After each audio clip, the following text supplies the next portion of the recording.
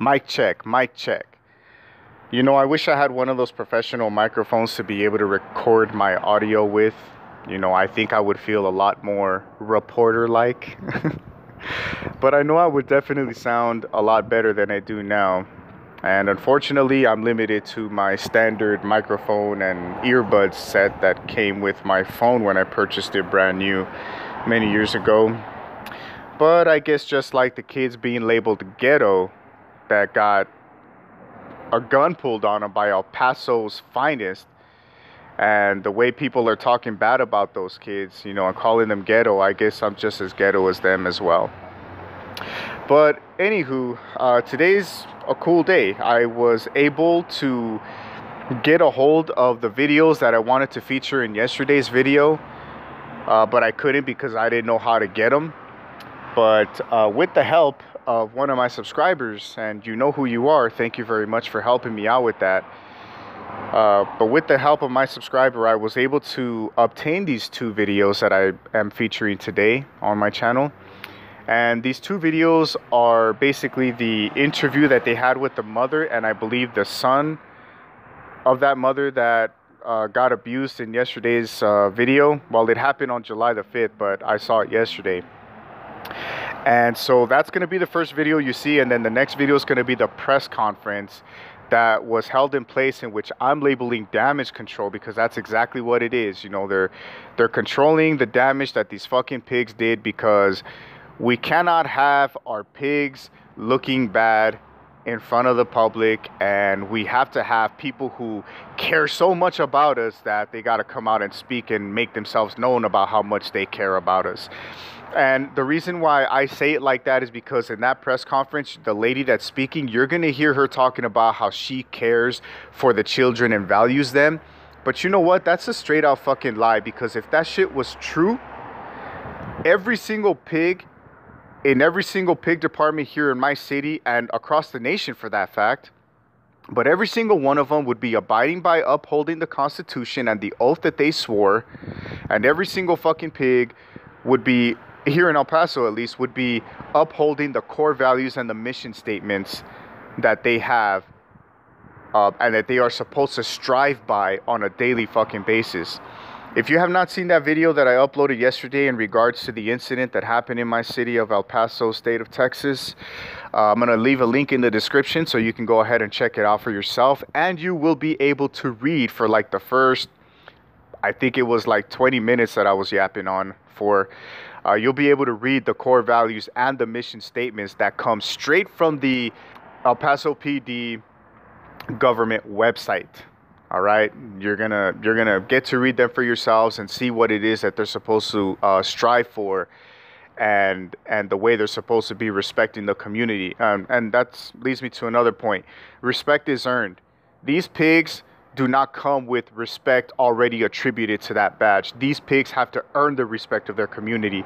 And what you'll see in that video that you'll find on my description, that's definitely not the way that you go out earning the respect of the people you serve. It's the way you go out and earn the hate, you know what I'm saying, of the people. You know, a lot of people like to blame Black Lives Matter. They like to blame, you know, other organizations. They even like to blame auditors and stuff like that, because we like to bring you the truth and whatnot in the revolving around these types of situations. But the fact of the matter is, these pigs, when they get shot up, when they get these videos put out on YouTube and all over social media for the whole world to see, that's their doing. You know, these videos would not exist if it wasn't for these pigs committing their fucking unlawful actions. You know, stick by your mission statement, stick by your core values, live and thrive by the oath that you swore when you took your position as a public servant. And another thing I'd like to mention is that cops signed up to face danger. I'm so sick and tired of people talking about how, oh, well, cops need to defend themselves. Cops are always facing danger, and violent neighborhood this and violent public place that, and the cops need to watch their backs. Fuck that shit. These fucking pigs signed up for that shit. They know what they got themselves into. That's part of their fucking job, is to face danger and battle evil and all of that. But no, over and over again, just like in yesterday's video that I uploaded, you see how these fucking coward ass pigs fear for their lives with such the littlest thing that they have to fucking, you know, threaten people with the use of force and deadly force.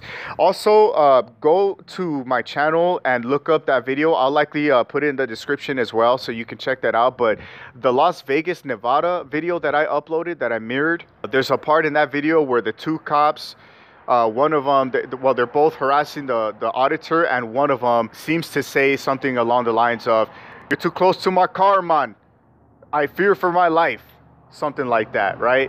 You know, this cop is using fearing for his life as a justification to try to escalate the situation. And that's what you see over and over and over again.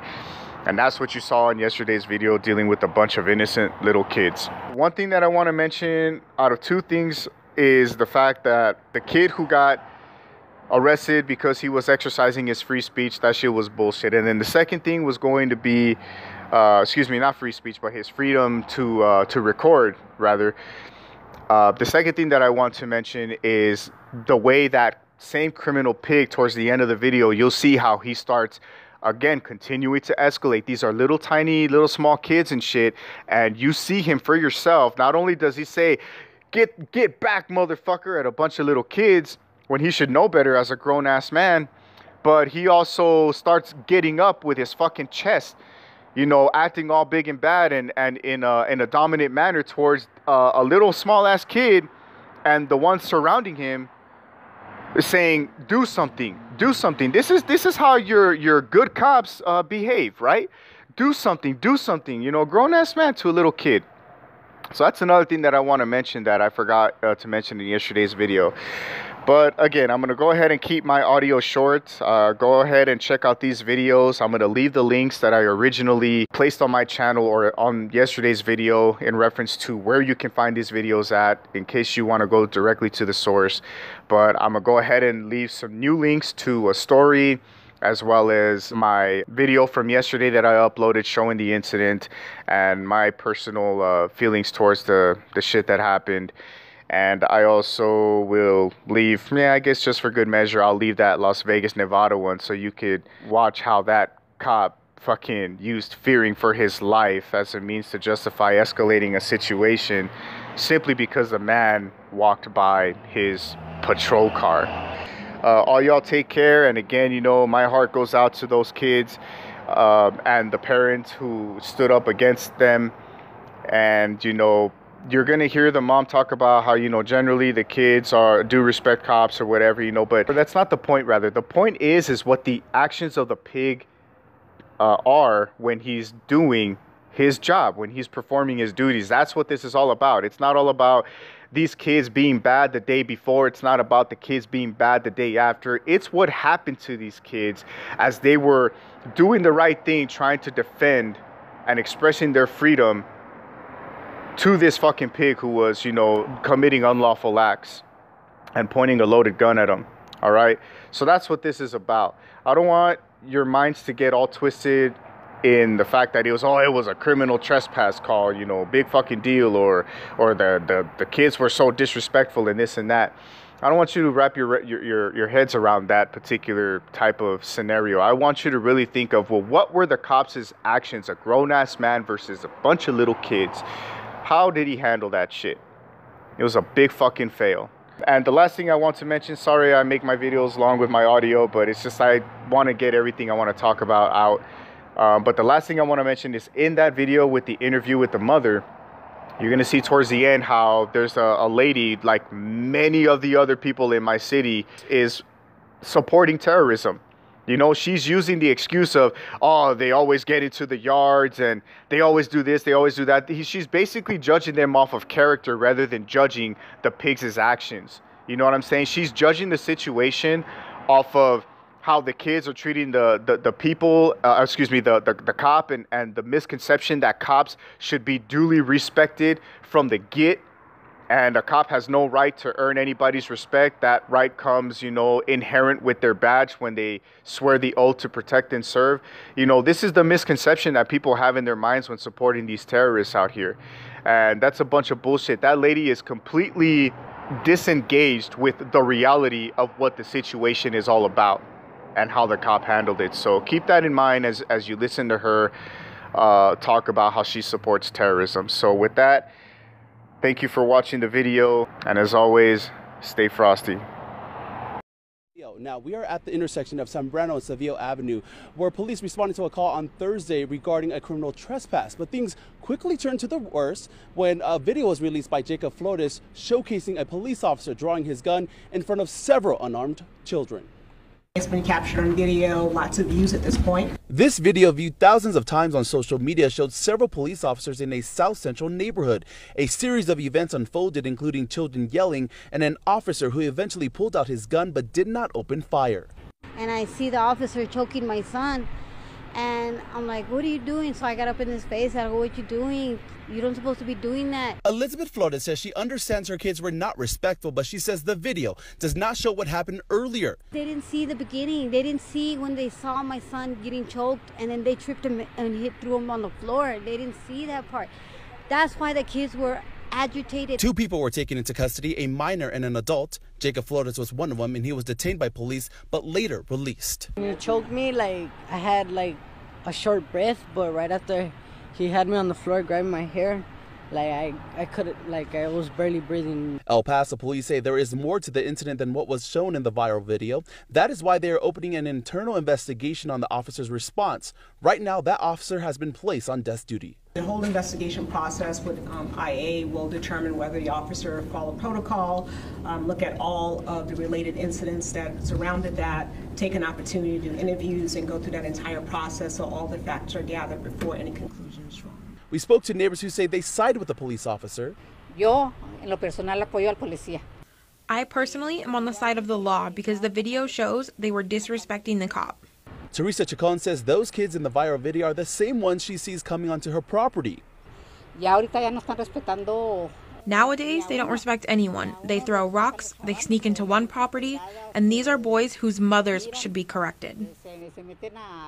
Although officials say they don't approve of the kids' behavior, they understand the need for proper protocol. It has yet to be determined if the officer was following it. And the thing that for me, that was most disheartening is to sort of see the children just completely labeled and to see them just sort of be discarded. I mean, it's one incident. You know, these are our children, this is our community. And, you know, I am not giving up on those children. Now, Jacob's mother says that she wants the public to know that they do respect police officers and that she believes that there are good cops and bad cops, but for this one, she believes that he was bad. Now, as for the policy regarding officers drawing out their weapon, we are still waiting to get our hands on that, and once we do, we'll let you know.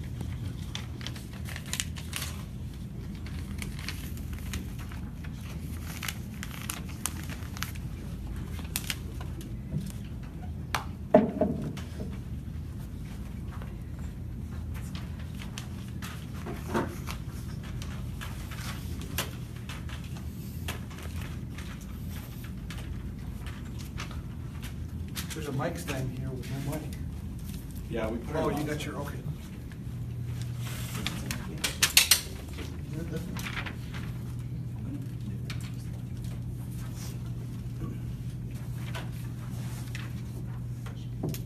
Thank you.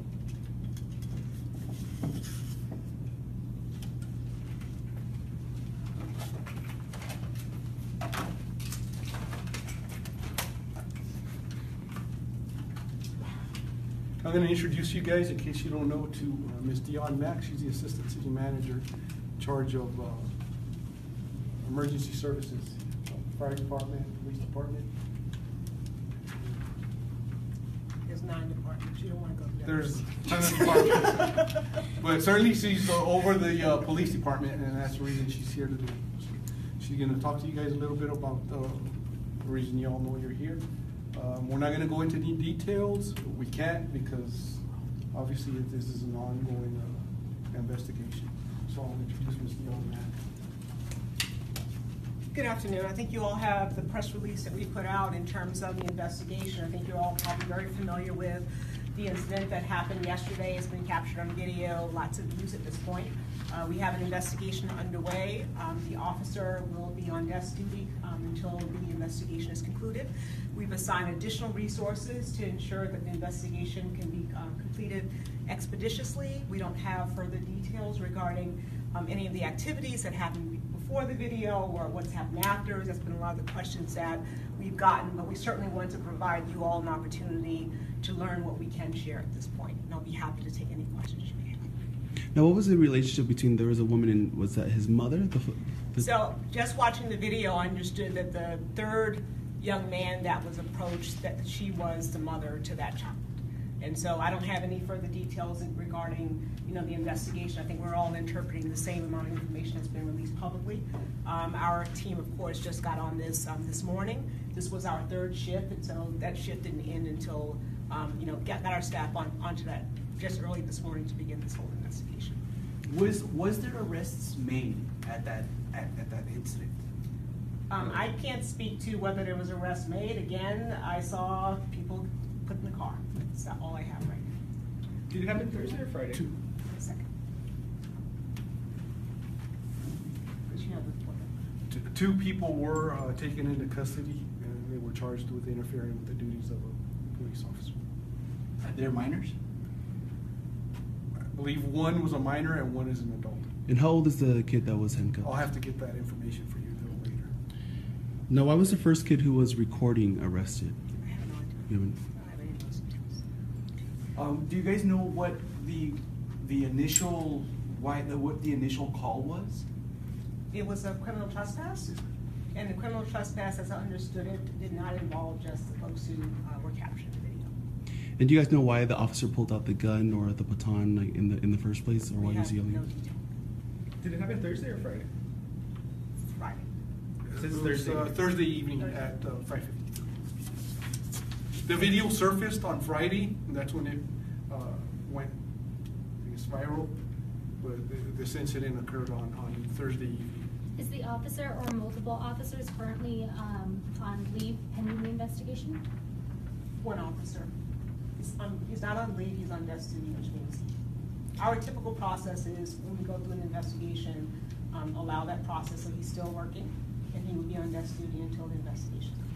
Now, how many total officers were there on the scene when it happened? Initially, 2 officers responded to the call. And were there more that came right after? Were there any injuries? No. Have complaints been filed by citizens against the officers? No. No complaints. No. Now, what is the proper protocol in that situation that an officer should take if that ever were to occur? Was he following protocol in your guys'? That's what the investigation will determine.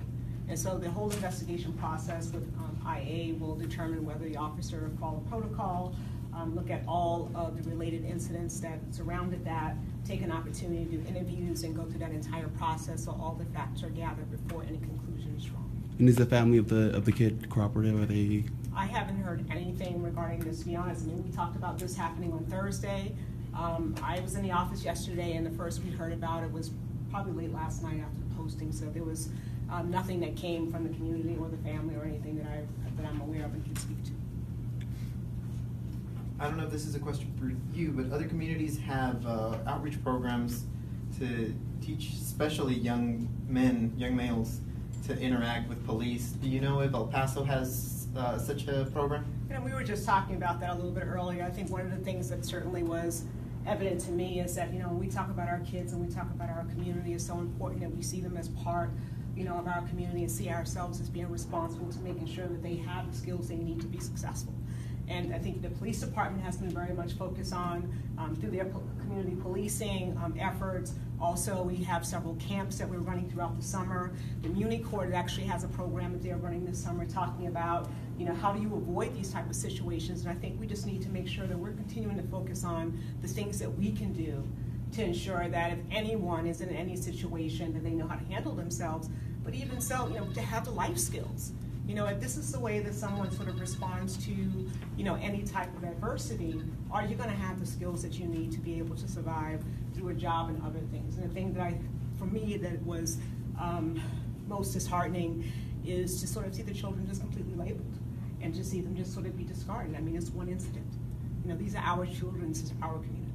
And I am not giving up on those children. And although we had this incident, I am very proud to be a part of this community that I know values our children and look for opportunities to make sure we're aligning ourselves well so they can be successful.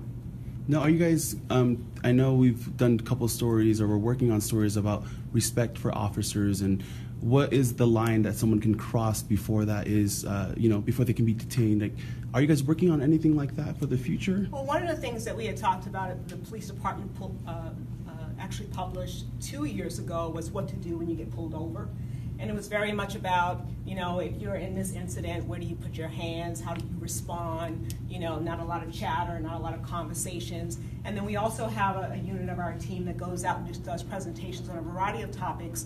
They do about 300 presentations per quarter. And they're on different topics that really help people, not only to just talk about, traffic fatalities, but really being in schools and being present to make sure that people have the skill sets to be able to ask those questions. The other thing that I think is important is to make sure that our officers are out there in the community. One of the things we launched at the beginning of this year was our police department partnered with Big Brothers Big Sisters to be mentors.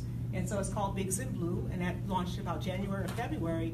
And so what are those opportunities for people not to see the police officer as an adversary, to understand their role, and so you don't end up in situations where it immediately escalates to language that's inappropriate for any environment.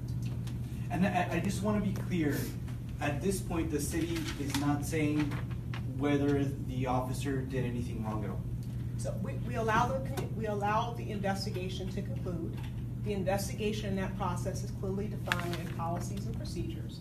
And then as a result of that investigation, they will determine, looking at all the facts, how they feel that the officer, whether it was within parameters or anything like that at this point. And how long does the IA usually take to investigate something like this? Is it a week, 2 weeks? Well, we put additional people on it, and so we know Monday we're going to have additional teams going out doing the interviews, and so the chief of police has already assigned that. And so I don't know what the time frame will be, for this particular investigation. I don't know how many people they need to interview at this point. The police reports, PK certainly has police reports, but I'm not sure of what that will be, and probably wouldn't have that detail to be able to talk to that team until Monday. Why was it determined that there needed to be additional personnel in this investigation? Well, when we looked at the videos this morning, and we were beginning to get a lot of feedback on it, obviously we want to make sure that we have some resolution. And I do think it's important for the community to understand that the police department understands this is very important, that the perception of our community and the way that the police interacts with our officers is very important. And we can't draw a conclusion until the investigation is done. So it makes more sense to put more people on it so that we can give you a definitive answer as to what that outcome is, and we'll have an opinion. Now, what was that trespass call? I see this here in the press release there. What were they? Were the kids trespassing another property? I'm not sure. Do you have that? Yes. The initial call. Can I be doing the microphone? Yeah. Please. It was the initial call went out as a criminal trespassing in progress. So the officers arrived and were handling that when they encountered the suspect involved in the criminal trespass, and from there, the events that you've witnessed in this video unfolded, and that's where we're at. What is the department's policy for officers to pull out their weapons at altercation incidents? What's the policy? Well, I'm not going to go into the specifics of that policy. If you'd like, we can probably get that to you a little later. But you need to take into account that all the circumstances, everything needs to be taken into account. What you're seeing is just a small piece of a puzzle. And so the investigation does need to come to a conclusion before we can make a determination as to whether there was policies or protocols that were violated. Were charges other than criminal trespassing made? There was interfering with duties of a police officer filed on 2 individuals. Now, a lot of people in the community, they're concerned about the guns. Was the officer at the right for pulling out the gun? Is that where you guys are investigating if he should have been pulling it out? Okay. You mentioned that this happened on Thursday and it was brought to your attention this morning. Was that due to the process of reporting from the officer and his supervisors, or because it went on social media? So I received information from the police department this morning, as well as calls from others as it was being posted and shared on social media. And do you guys penalize the parents for not containing their kids? There's a lot of people wondering about that. Are they at fault as well? Yeah, Or- I'm not sure.